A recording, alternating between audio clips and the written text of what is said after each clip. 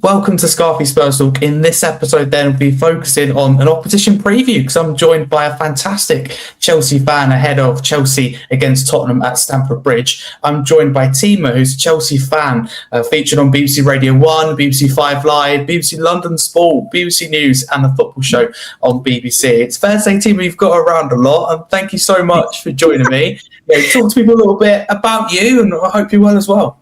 Yeah, thank you, Harry, for having me on. It's been a long time coming.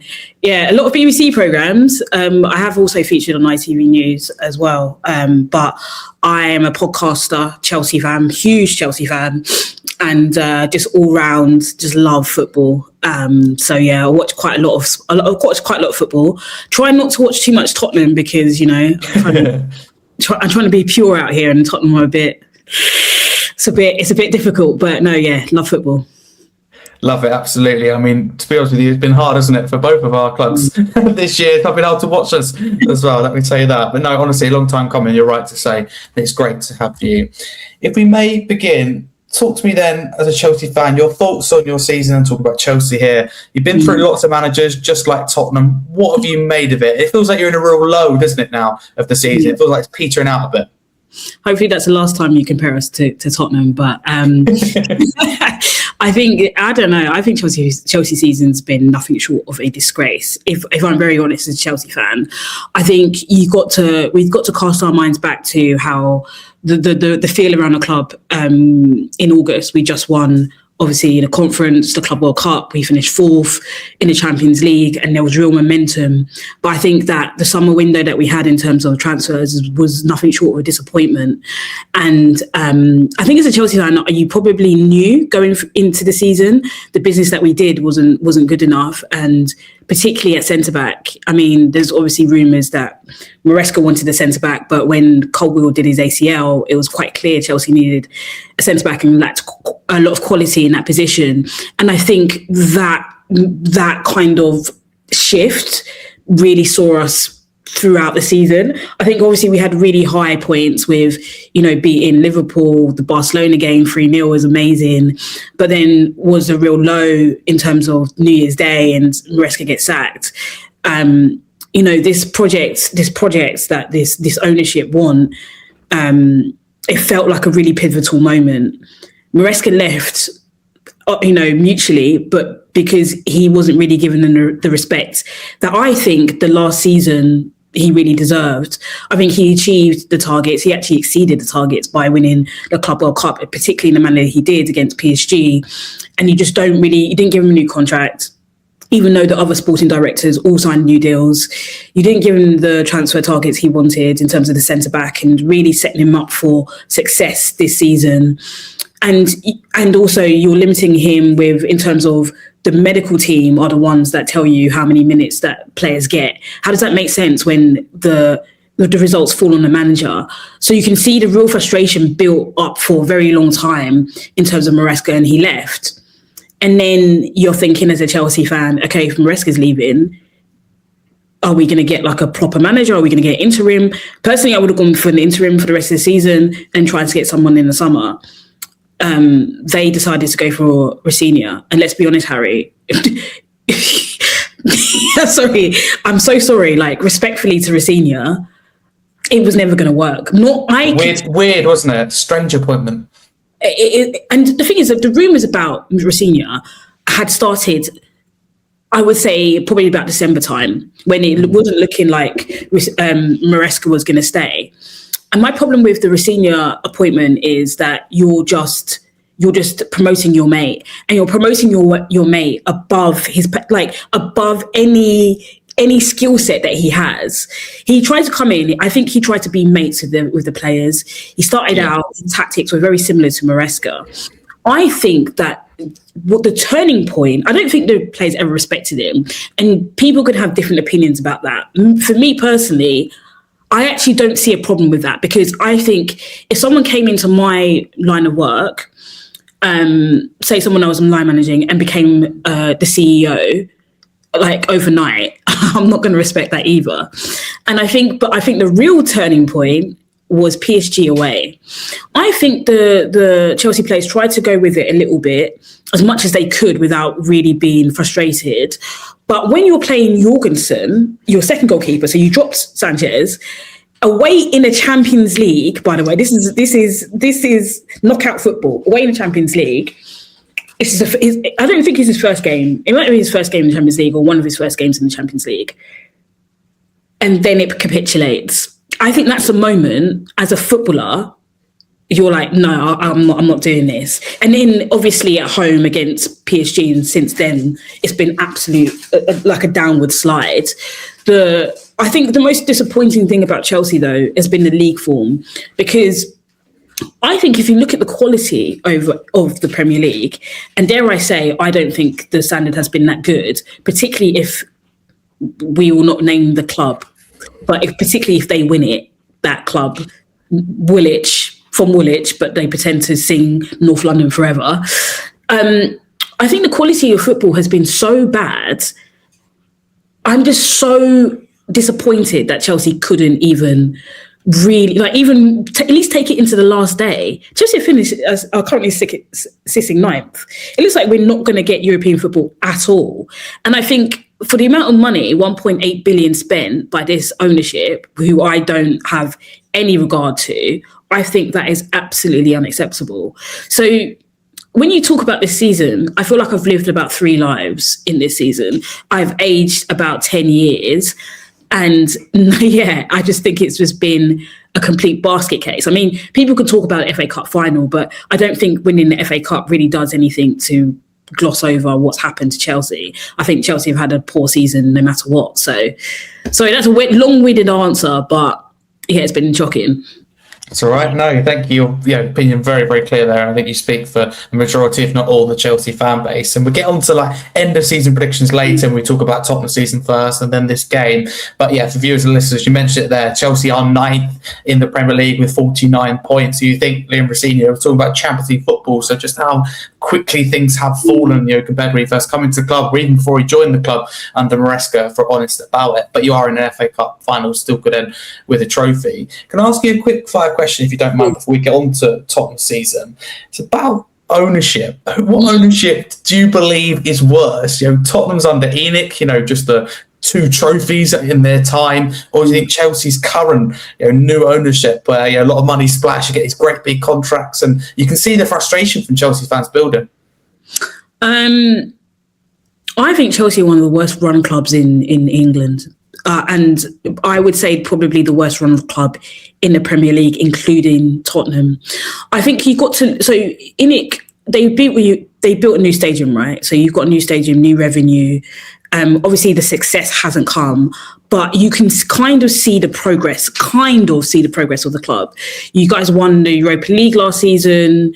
You're consistently in the conversation for the top 4. Obviously, the last couple of seasons, no, but you're still in and around those conversations. You compare that to an ownership who wasted 1.8 billion on talent. We still lack a good keeper. I don't care what Sanchez has done this season. We still lack a good centre half. You could argue that João Pedro's been amazing, but we probably need another striker. There's so many holes in that team after spending that amount of money. They came in and said they were going to sort out Stamford Bridge within a year. Not a peep from them. We haven't had a front of shirt sponsor since they've, a consistent front of shirt sponsor since they've come in. That's awful. we change managers all the time because the managers they have are not good. And then there was another point I was going to so the Champions League thing is we have now spent more seasons outside the Champions League in their 4 years of ownership than we have inside. There's only one season. With that money spent as well, it's not like us. We spend money, but we don't really buy like from kind of top 4 clubs, if you like. We buy in lower down in the league, but you're buying some of the best talent out there. I know a lot of them are young, but you're spending a lot of money either way. So you make a really good point there. So that's why I will say Chelsea. And I also think our sporting directors are probably some of the worst in football as well. So, and I know that you guys wanted to win Stanley, and I was really hoping that you guys would come in and save us and take it Stanley. But it doesn't look like that's going to happen. So I would definitely say Chelsea are worse, although Tottenham is not great. But I think at least you had some sort of stability, where I don't think it's probably the stability you guys wanted, but you can see the progression. With Chelsea, where is the progress? Absolutely. I'd say under Daniel Levy, and don't get it wrong, he done so many annoying things, and I was the first to point out all these mistakes, but you felt like the club was secure, it's never going to go down, you felt like it's financially safe. So I feel like we've got worse, which is why I'm asking this question. But you're right, catastrophic for Chelsea. But Tima, can I ask you as an outsider, of course you won't think fondly of Tottenham, but what have you made of the season? I'm sure you've enjoyed it, but you've gone from Thomas Frank to Igor Tudor, you might not even remember who's here for that short period, and now Roberto De Zerbi, looks like he's turned a corner a little bit just when it really matters. So what have you made of Tottenham season so far? We get on to predictions in terms of relegation, but it's been quite disastrous, isn't it, really? I think the appointment of Thomas Frank was always really strange to me.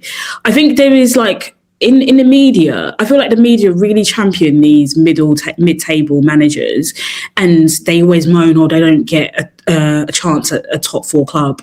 But name me a middle table manager that's done well at a top 4 club. I can't actually think of one off the top of my head. And some would say, Tima, that Thomas Frank has got a lot of media protection, whereas Ange Postecoglou was asked the difficult questions, and someone goes, even now, like some people are saying, and you listen to the media, I listened to, I think it was the radio, BBC Radio 1 the other day, and they're saying, why didn't Tottenham keep Thomas Frank? And that seems to annoy a lot of Spurs fans. Yeah, I mean, I wouldn't have appointed him anyway, but I definitely wouldn't have kept him. I do look back at sacking and I do think about that as a pivotal moment. Obviously, it wasn't great. The league form wasn't great, but I feel like there was a little bit of momentum because of the Europa League, and I do think he may have stabilised things this season. It wouldn't have been, I don't think you guys would have been battling relegation with Ange. But I think obviously some of the investment hasn't been great either. So if you look at Tottenham in terms of the signings, and some of the signings like Kudus, I'm Ghanaian, so I have a vested interest in Kudus being doing well, I should say. And he's been injured basically the whole season. I can't remember the last time I saw him on the pitch, and he's out of the World Cup. I think some of the signings have been questionable. Some of the signings haven't been fit. You've got a very, very young squad like us, and there's like an immaturity there. I thought that the appointment of Tudor was absolutely shocking. Like, in what world did they think that was acceptable? I remember like doing a TikTok video about him. I think it was against Crystal Palace. So this was before the game. My guy came out in a Nike Tech tracksuit, right? Grey tracksuit. And the way his arms were flapping and just trying to, I don't know what I was like, I thought training was like 2 days ago. Like, how are you doing this right before a game? And things like that makes you think, I knew you weren't going to win that game. Then I looked at the Atletico Madrid. He did it before Rafinha and played that young goalkeeper. And obviously he's come back now because he's obviously your second choice. Well, he's in goal now because Vicario is injured. But that could have ruined his career. And as a manager, your job is obviously to win games, but it's also to protect your players. And I don't think in picking him and subbing him off and not even acknowledging him, did he protect that young keeper? Poor, isn't it? I thought he was shocking. I do feel bad because obviously he lost his dad and then he got sacked, and obviously condolences to him and his family. Yeah. But I think the job he did was just so bad, and it was so obviously going to be bad. A bit like Rafinha, like it was obviously not going to go well. I think that De Zerbi should have actually been appointed a lot earlier. I know he was at Marseille. 100%. I don't like De Zerbi as a manager because of some of the things that he said and some of the controversy. But I think for Tottenham, if you had appointed him a lot earlier, if you look at the league, Tottenham could have been up there, probably still competing for a European place. And I'm not even joking. Like, the league is not that far. Like, it's not that far stretched as it usually is. Yeah. So I think the managerial appointments have been poor. The decision making has been shocking. I think that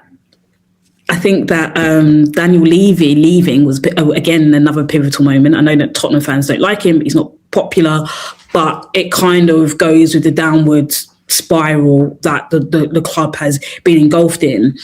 And, now you've got a few good results kind of under De Zerbi. So let's see, 2 games to go. Absolutely, I totally agree with you, and that's why I asked a question like about ownership, because part of me thinks, look, Eagle Tudor, in his own words, what he said before he left, I've never been in this situation before, and he's literally, he's never been in a relegation battle, no Premier League experience, no affiliation to Tottenham. These are kind of the 3 kind of criteria you're thinking, come on, Tottenham, tick off 1 or 2, and it felt like we had a lot of options at that period, what we could go to, whether it be an interim till the end of the year or a permanent manager, but I think that was the worst option we could have chose, really, somebody that didn't really understand the club. I don't think he knew what he had. It felt very much like pre-season. But Tima, about this game then, it's the last of the game weeks, and there'll be all eyes under the lights Tuesday night at Stamford Bridge. As a Chelsea fan, how do you feel going into it? I assume you won't be confident based on your recent record. When I say record, I'm talking about in the league, not against Tottenham, because your record against us is good. But in the Premier League, in the last 5, it's 4 defeats and a draw. But your record against us is fantastic, particularly at Stamford Bridge. Does that give you a little bit more confidence, knowing that it's Tottenham and you often get a good result? Yeah, normally you guys come and give us 3 points, so that's always a good sign. But I think it's a different kind of context to this. I don't know whether, obviously there's that context that if we win, you guys get relegated. But will that motivate the players? I'm not sure. At least you can't mathematically relegate us. I was worried a couple of weeks ago that you could. Thank God you can't. I think that Tottenham have a lot more to play for, right? And I think that the cup final is also pivotal. I think if Chelsea win that game, are they going to party until Tuesday? If Chelsea lose that game, what does that do in terms of the momentum for the rest of the season? I think that, as I said, I think Tottenham, there's a lot more riding on this game. There's a lot more motivation for you guys to come in and come to Stamford Bridge and take 3 points. But that would only be the second time you've done that in, 30-something years. So I think it's going to be a tight affair. I think you guys are going to be up for it from the get-go, but I think Chelsea come back into the game. And I think it's got a draw written all over it, in my personal opinion. Yeah. If I had to ask you to commit to a score prediction, what are you saying? Well, neither of our teams are good defensively. True. 2-2? Mm-hmm. I think you say that. That's what I said. I agree. Yeah, I think it's going to be another battle bridge. I think you guys will probably start the game well, probably go 1-0 up. We will come back 1-1, 2-1, last 10 minutes. Cole Palmer bends it into the top corner, and I think we're just going to share the points. That's just how I feel about it. I won't say the other part, because I do think, as I said, there's not a lot riding on this for Chelsea players. For the fans, can I sit here and say I can't see Tottenham winning?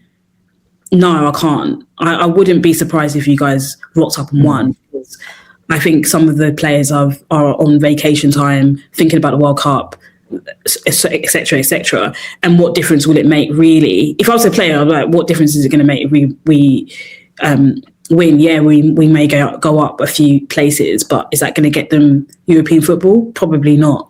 So, but I'm going to stick with a draw. I'm going to stick with 2-2. Yeah, I'll back you with that. I was thinking as well, draw written all over it. You just feel like it, don't you? I think the first goal could be key, but not just the first goal, but particularly the timing of it as well, in terms of your crowd. You're very similar to us at home in terms of the crowd can turn on you when things go bad, understandably to an extent, but also can really get behind the team, I think, particularly you guys are thinking of points this season where you've gone ahead in games and you just feel a lot more comfortable. Before we end then with end of season predictions, can I just throw in there, because you mentioned Cole Palmer about bending one in the top corner. Obviously, I hope he doesn't do that. But on a serious note, Cole Palmer, what's gone wrong this season? Because I associate Cole Palmer with one of the best in the Premier League, and we've seen it against us, from that penalty. I mean, just that little balls like Panenka that he done. He's a player full of confidence, always backs himself, but just doesn't feel like himself. And I know that he's had a lot of injury problems, but still, I thought we'd get back to his best by now, if we're being honest about it, and I'm sure you agree with me on that. What's gone wrong, and what can you really change with 3 games to go, including the FA Cup final? Because whether it be to win the FA Cup final or to win both these remaining 2 Premier League games, you're going to have to get the best out of Cole Palmer. I think it's a positional change, a tactical change. What do you think? Oh, thank you for reminding me the good memories of Cole Palmer against Tottenham. I didn't want to. I think Cole Palmer's had a serious injury. Like, people don't understand how serious that groin injury is. It's like it's a really difficult injury to get over. And I'm not making excuses for him. I've just looked into it. It's a very difficult thing to get over. Surgery is the last thing you want. I do think he decided not to have surgery because he wanted to go to the World Cup. I think his form has been nothing short of shocking. I'm not one of those Chelsea fans who is going to turn my back on Cole Palmer because he's just given this club so much. I think that Cole Palmer probably needs rest. And so, selfishly as a Chelsea fan, I would not want him to go to the World Cup because I do think he needs a break. And I also don't think England are going to win it. So I don't think he's going to be missing anything there. He needs a rest. He needs to be managed by a manager he can buy into. He's going to be in there long term, not by some of the appointments that we have. And I think he just needs to be revitalised. I think you're hoping next season that we see something else. I don't think we're going to see much change over the next 3 games. I think it's probably going to be much of the same. He's played relentless amount of football up until this point. He's had no pre-season like much of the Chelsea squad. So I think his form is surprising, but also not surprising, if that makes sense. No pre-season, you've played so many games, had this injury. It's not great, but let's hope that with rest and recovery, he can come back stronger next season. Absolutely, Tima. Thank you very, very much. And to end of season predictions for both our clubs. To start with you, with Chelsea, where do you think you'll finish in the Premier League? Because you could, I hate to say it for you anyway, but you could finish as low as 14th, 15th, but at the same time, you could get 7th. You sit right now with 9th. It's quite close. Any chance of European football? And also, if you can give us the FA Cup final prediction as well. I don't think Chelsea are going to... I think we're probably going to finish 9th. I don't see us going up. We could go down, but down further in the table, but I think we're probably going to finish 9th if you just look at the other teams and what's involved with them. FA Cup... Do I think City are going to lose 2 FA Cup finals in a row? Probably not. They rested Haaland, they rested Doku. I don't really see a way Chelsea win that, unfortunately. I don't think we're going to have a European football next season, but I don't think that's also a bad thing. I'm a Chelsea fan. Obviously, I want the club to win the FA Cup. Want them to be in Europe, in the Europa League, but I also think we could probably do with the extra days on the training pitch to actually learn our craft, particularly with this young squad. In terms of Tottenham, as much as I wish and pray for you guys to be relegated to the realms, I actually think you guys survived by the skin of your teeth, because I think that the game on the weekend, the Arsenal game, West Ham Arsenal, I think that was probably the pivotal moment. I don't think that West Ham better your results. So I think Tottenham are probably going to survive. Yeah, but I mean, either way, it hasn't been brilliant, but I do think you guys are going to survive. Thank you for your honesty. I'm quite worried because I think West Ham get 4 to 6 points in their last 2 games, so it's down to Tottenham to do their job. But in reality, 2 points ahead of West Ham and a goal difference is better by 11. Yeah, with 2 games to go. If you said to me, a month ago, 2 weeks ago, 3 weeks ago, I absolutely would have taken it for sure. You couldn't get even a draw at one point. It was like 5-6 straight defeats. I think a draw maybe in there as well, I think Anfield, but it was really bad under Igor Tudor. It felt inevitable when De Zerbi first come in that we go down, and now we're in a good position. But team, and this wraps us up nicely for the opposition preview. Thank you very much for talking to me. It's been excellent. Where can people follow you on social media? Thanks, Harry. Thank you for having me. Again, can't wait to come back. Well, hopefully next season if you're still in the Premier League. So you can find me on TikTok and on Twitter at Teems_GH on both, and Teems31 on Instagram if you're that way inclined. But yeah, thank you very much. No, thank you. Absolute pleasure to talk to you. Thank you very much for your time. And usually it's the part where I go, I wish, your club all the best. I can't quite bring myself around to wish Chelsea all the best, but I wish you personally, of course, and all your socials all the best, and we'll be in touch. Thank you very much. I hope you won't mind me saying as well, but for Tuesday, a massive come on, you Spurs.